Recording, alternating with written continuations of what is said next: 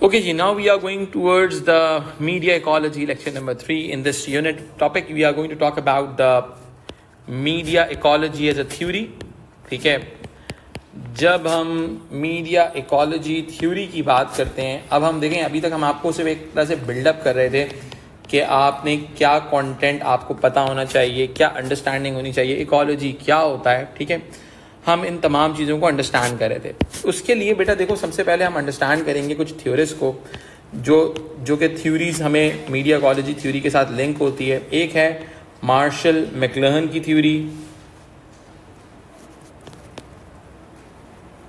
ठीक है, और उसके बाद हम अंडरस्टैंड करेंगे नील पोस्टमैन की theory related to media ecology itself. ठीक है, फिर हम इस थ्योरी के बाद हम अंडरस्टैंड करते हैं किस चीज़ को, हम अंडरस्टैंड करते हैं मेरा बेटा, हमारे पास हम जो नेक्स्ट इस टॉपिक के अंदर थ्योरी को अंडरस्टैंड करेंगे, फिर हम आगे बढ़ेंगे. हम बढ़ेंगे, नेक्स्ट टॉपिक हमारा होगा हिस्ट्री ऑफ वेब. ये मैंने आपको बेसिकली अंडरस्टैंड करा दिया था.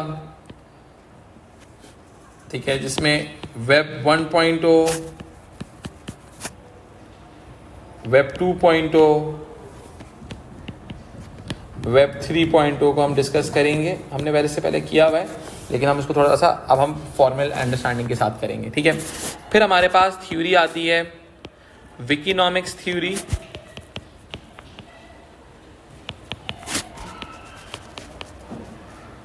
ठीक है, फिर आती है हमारे पास वी थिंक थ्योरी. ठीक है, फिर हमारे पास आती है लॉन्ग टेल थ्योरी. ठीक है, फिर हमारे पास हम डिस्कस करेंगे इमर्जिंग टेक्नोलॉजीज को.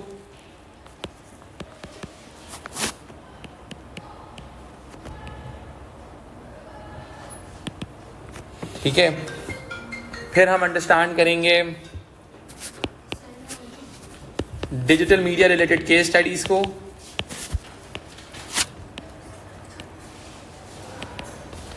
ये हमारा पूरा सिलेबस है एक तरह से.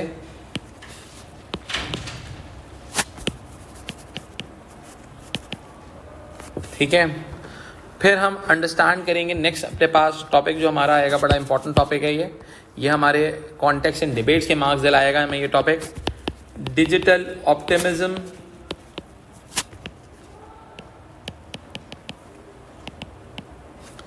And pessimism.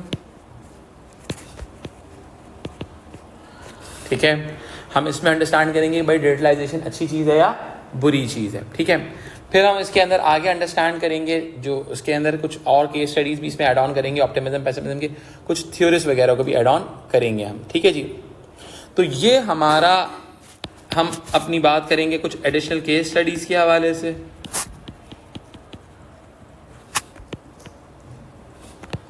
Case studies. ठीक है, फिर हम इसमें फिर इस तरह से ये हमारा पूरा टॉपिक कवर अप होगा. ठीक है जी, सो ये हमारा सबसे पहले इंट्रोडक्शन है मीडिया इकोलॉजी के हवाले से.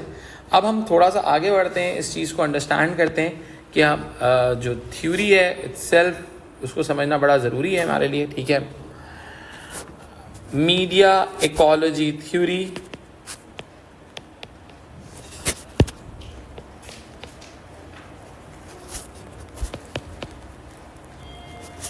ठीक है, अब ये क्या चीज़ है, this is all about study of the media, study of the media which is all about mediums of communication.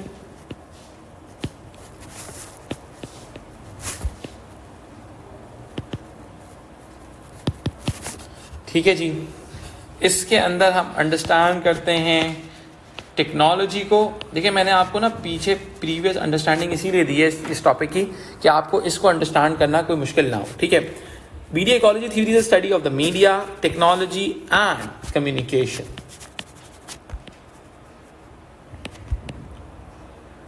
And we need to understand how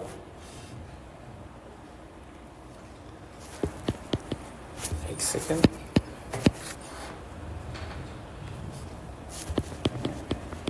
How they affect human environment, how they affect human environment, यानी कि इंसानों की दुनिया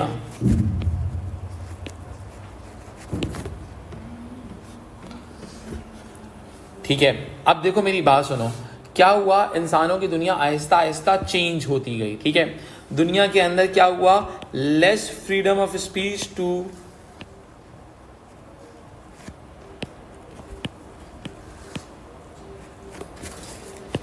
मोर freedom of speech. दुनिया का environment change हो गया new technology की वजह से।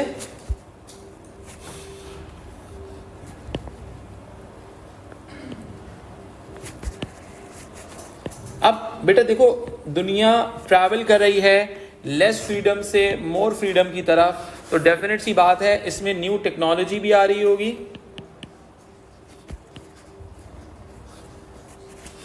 समझ में आई बात? इसके अंदर न्यू कम्युनिकेशन पैटर्न्स भी आएंगे।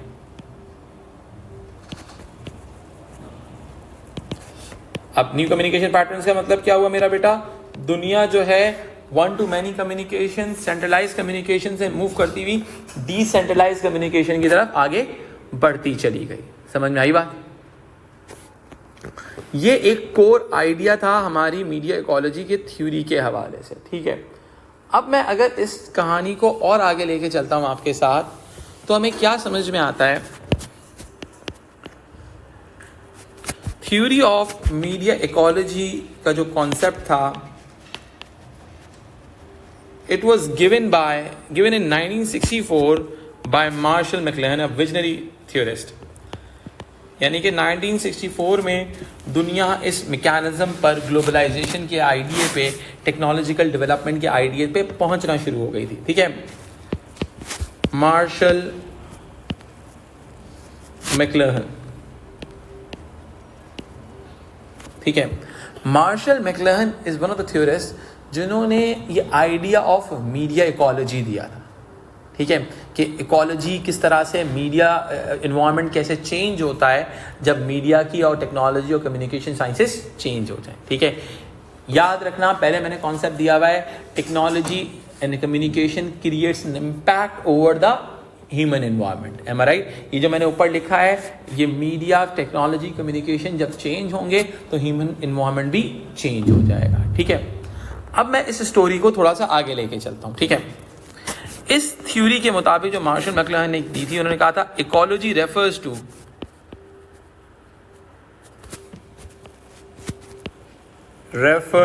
टू द एनवायरमेंट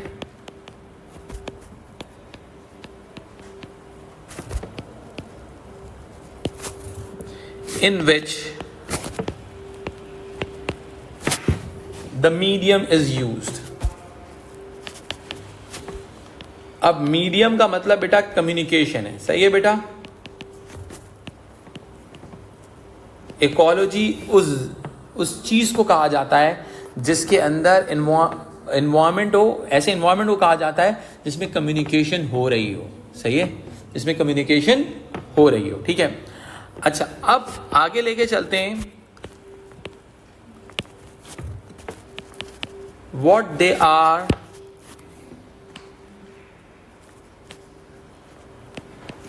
सही है। अब क्या है ये मीडियम्स, क्या होते हैं, कम्युनिकेशन क्या है, हम इसको अंडरस्टैंड करेंगे। How they affect human environment, how they affect the society. क्या चीज? मीडियम्स। ये जो मीडियम्स हैं किस तरह से अफेक्ट कर रहे हैं, कि ये ह्यूमन सोसाइटी पे किस तरह से असरअंदाज होंगे, ठीक है। अब मैं अगर बोलूं व्हाट दे आर, ठीक है, तो इसका मतलब है ये medium refers to technology and communication.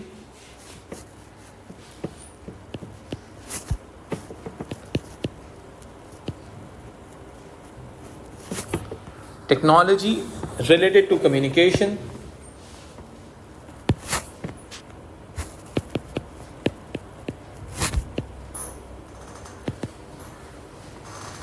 अब ये जो रिलेटेड टू कम्युनिकेशन है, इसका डायरेक्ट इम्पैक्ट है किसके ऊपर?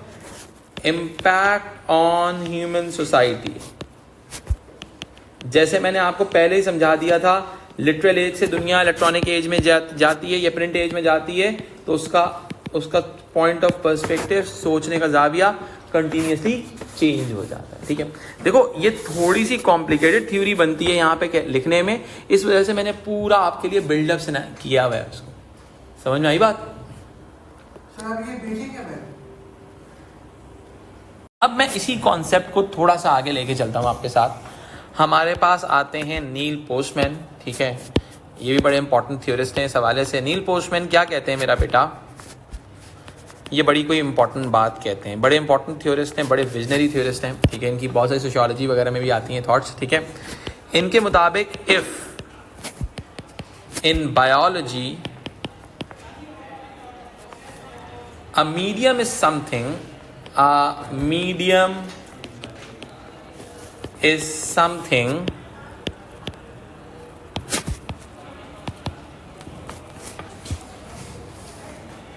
in which a bacterial culture grows, यानी कि बैक्टीरिया जो होते हैं वो डेवलप होते हैं, ऑटोमेटिकली डेवलप होना शुरू हो जाते हैं बैक्टीरियाज। ठीक है, बैक्टीरिया ऐसे नहीं होता कि भाई आपने कोई मल्टीप्लायर इफेक्ट डाला, जैसे ईस्ट होता है, ईस्ट ऑटोमेटिकली बड़ा मल्टीप्लाई होता है। ठीक है, bacterial culture grows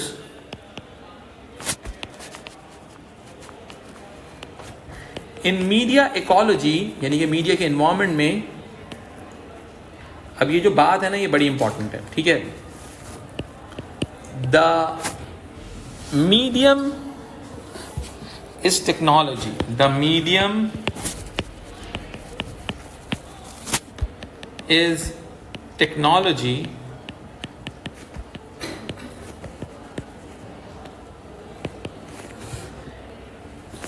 within which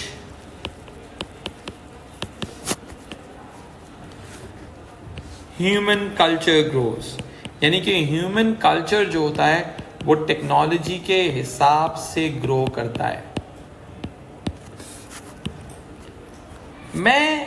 China बहुत डेवलप कंट्री है, मगर आपको दुनिया के अंदर जो कल्चरल डेवलपमेंट नज़र आती है वो आपको अमेरिका दिखाता है। इसकी वजह ये कि वो उस चीज़ के अंदर अपने कल्चर को डेवलप करता है ओपननेस के साथ। आपको बहुत सारी चीज़ें जो चाइना में बनाई होती हैं लेकिन वो आपको अमेरिकन फील होती हैं, बिकॉज अमेरिका ने अपनी कल्चरल सुप्रीमेसी क्रिएट की है ऑल अराउंड दी वर्ल्ड। समझ में आई बात? ठीक है, तो एक्चुअल के अंदर हम ये बात कह सकते हैं, इसके अंदर हम ये बात कहते हैं क्या है मेरा बेटा, कि भाई मीडियम जो है आपका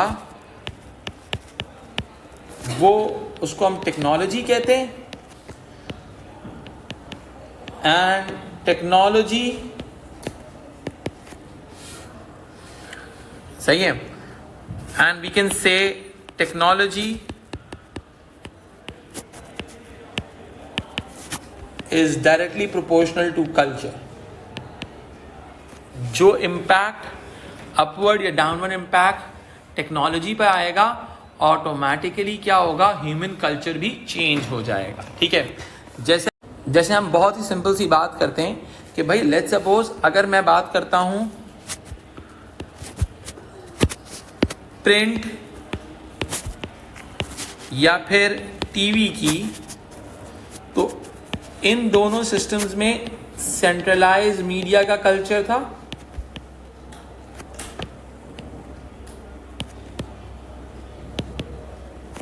ठीक है, और फिर जब डिजिटल आया तो डिजिटल ने क्या किया मेरा बेटा, डिजिटल ने डिसेंट्रलाइज मीडिया का कल्चर लेके आया।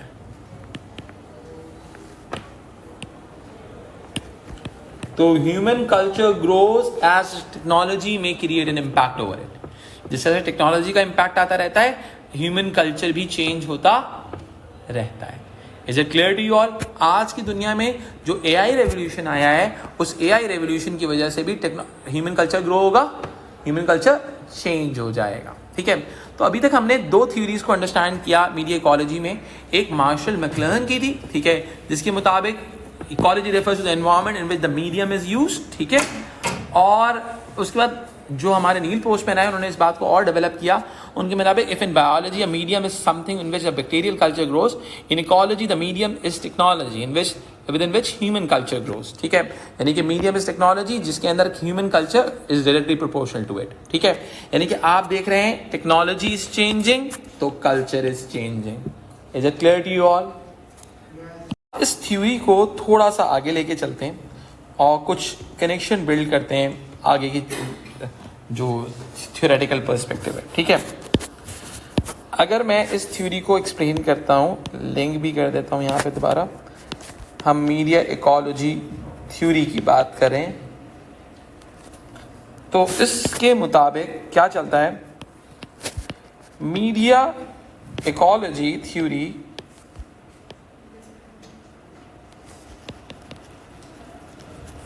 look into the matter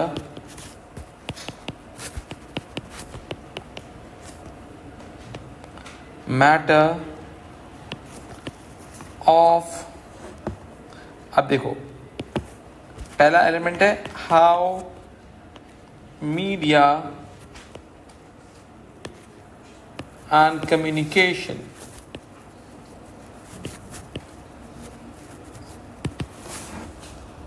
how media and communication affect human perception, यानी कि इंसान का परसेप्शन कैसे क्रिएट होता है। आप अगर बहुत सिंपल सी बात है नॉर्थ कोरिया चले जाएंगे तो आपका एक डिफरेंट परसेप्शन होगा वहाँ के मीडिया और कम्युनिकेशन की वजह से, अंडरस्टैंडिंग की वजह से,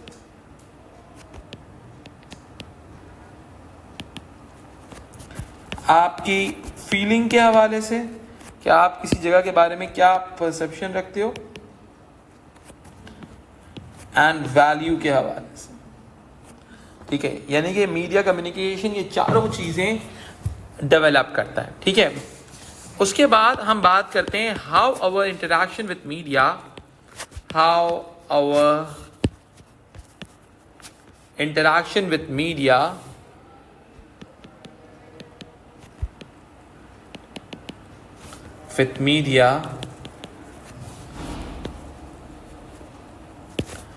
impact our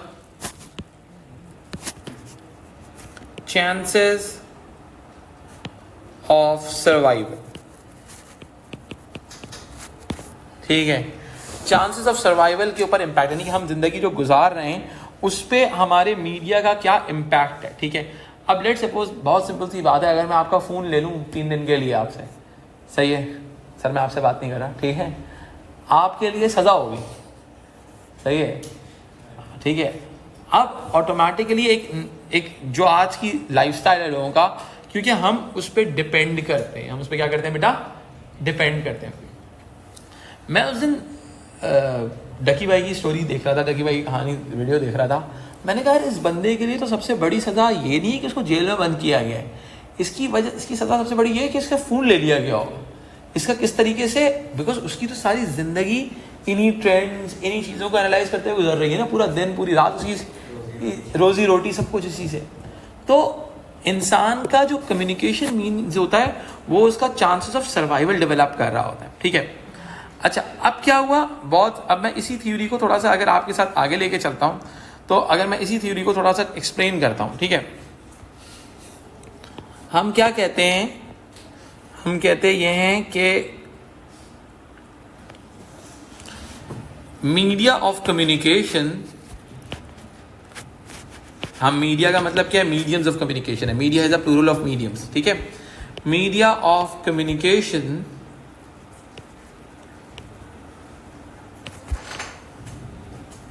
सही है, जिसको हम कह सकते हैं टेक्नोलॉजी ऑफ कम्युनिकेशन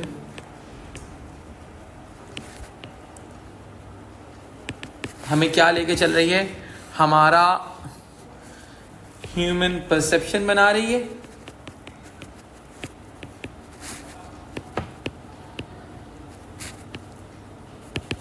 हमारी अंडरस्टैंडिंग बना रही है,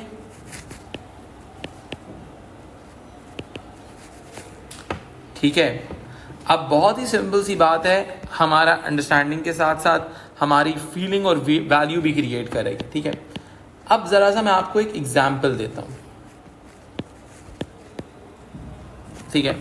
अब अगर मैं बहुत ही सिंपल सी बात करूँ, दुनिया के वो कंट्रीज जहाँ पर फ्रीडम ऑफ स्पीच सबसे ज़्यादा है, ठीक है, जैसे कि डेनमार्क,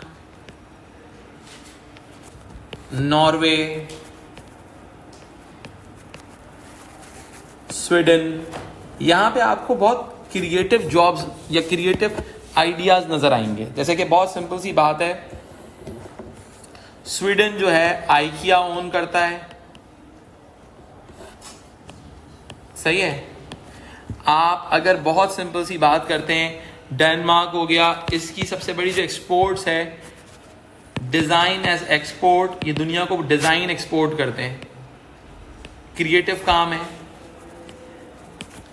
ठीक है, फ्रीडम ऑफ एक्सप्रेशन। अच्छा, अब दूसरी तरफ, क्योंकि देखो इनका जो मीडियम ऑफ कम्युनिकेशन है वो जो इनके आइडियाज़ डेवलप कर रहा है, फीलिंग्स क्रिएट कर रहा है और इनके जो चांसेस ऑफ सर्वाइवल क्रिएट कर रहा है वो बहुत फ्रीडम बेस्ड है।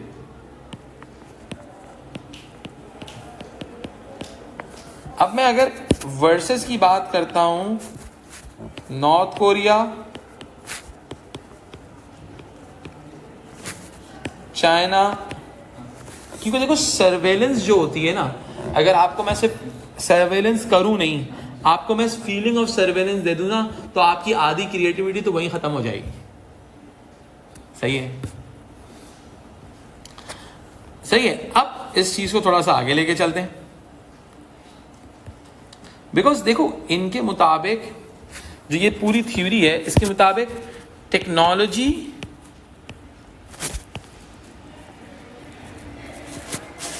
Create impact over the culture. आपका जो टेक्नोलॉजी होती है वो आपके कल्चर के ऊपर डायरेक्टली इम्पैक्ट करती है, सही है। अब जो कंट्रीज टेक्नोलॉजी को वेलकम करती हैं वहां पे कल्चर भी ग्रो करता है, ठीक है। जो कंट्रीज कल्चर को टेक्नोलॉजी को प्रमोट नहीं करती वहां पे कल्चर उस तरीके से फ्लरिश नहीं हो पाता जैसे आप चाहते हो, ठीक है, ठीक है। अब मैं अगर इस चीज को थोड़ा सा और आगे लेके चलता हूं तो हमारे पास, हम इस चीज को आगे लेके चलते हैं, हमारी जो वर्ड इकोलॉजी है ना मेरा बेटा, ecology refers to the study of environment.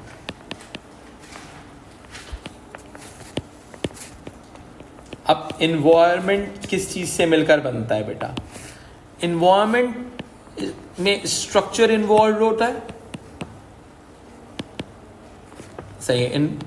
Environment में कंटेंट इन्वॉल्व होता है, एनवायरनमेंट में इम्पैक्ट ऑन पीपल इन्वॉल्व होता है। मीडिया एनवायरनमेंट में जो स्ट्रक्चर होता है वो टेक्नोलॉजी होता है बेटा। टेक्नोलॉजी का डायरेक्ट इम्पैक्ट होगा किसके ऊपर? कंटेंट के ऊपर, और इसी कंटेंट का डायरेक्ट इम्पैक्ट होगा किसके ऊपर? Impact on people.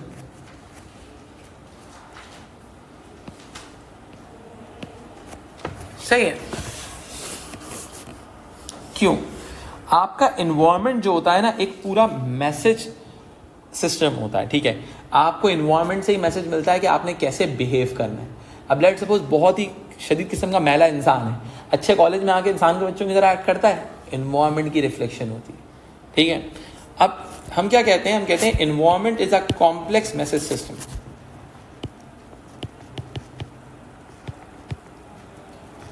Environment is a complex message system.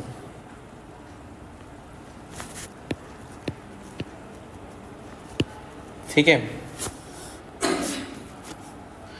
which imposes on human beings, which imposes on human beings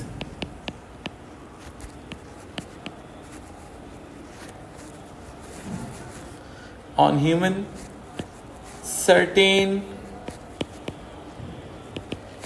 ways of thinking,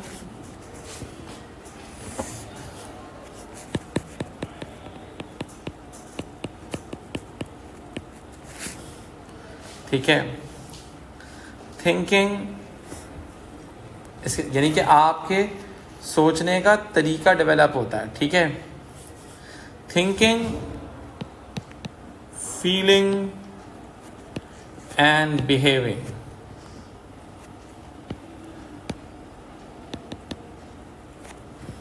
सही है, यानी कि एनवायरनमेंट एक कॉम्प्लेक्स मैसेज सिस्टम है जो इंसान के बिहेवियर को, इसकी थिंकिंग को, फीलिंग को क्रिएट करता है। यहां तक बात समझ में आती है? अब हम आगे बढ़ते हैं, इस कॉन्सेप्ट को आगे लेके चलते हैं। Media ecology theory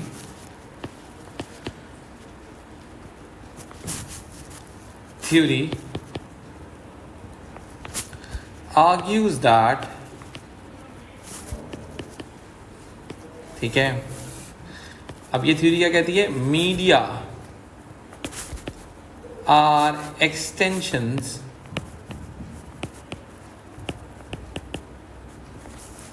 of human senses. हम कहते थे सिक्स सेंस जिसे कहते थे, ठीक है। एक्चुअल में आज की दुनिया में ये जो सिक्स सेंस है ना, वो आपका मोबाइल फोन है, ठीक है। वो क्या करता है, आप कहते हैं ना कि आपका जो बिहेवियर होता है वो आपके मोबाइल फोन्स के हिसाब से चल रहा होता है, आपके मीडिया के एलिमेंट्स के हिसाब से चल रहा होता है, ठीक है। सेंसेस इन ईच एरा, जिस किस्म की आप किताबें पढ़ रहे हैं प्रिंट एरा के अंदर, जिस तरह का आप टेलीविज़न प्रोग्राम देख रहे हैं इलेक्ट्रॉनिक मीडिया के टाइम पीरियड के अंदर, जिस तरह का आज के दौर में आप मोबाइल फ़ोन के ऊपर स्क्रॉलिंग कर रहे हैं, जो आपकी फीड है वो आपके बिहेवियर पर इम्पैक्ट करेगी। This is the extension of human senses. आपके ऊपर सवार हो जाती है वो चीज़, ठीक है।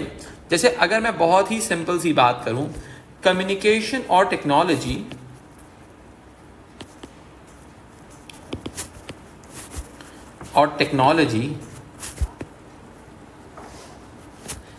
Is primary source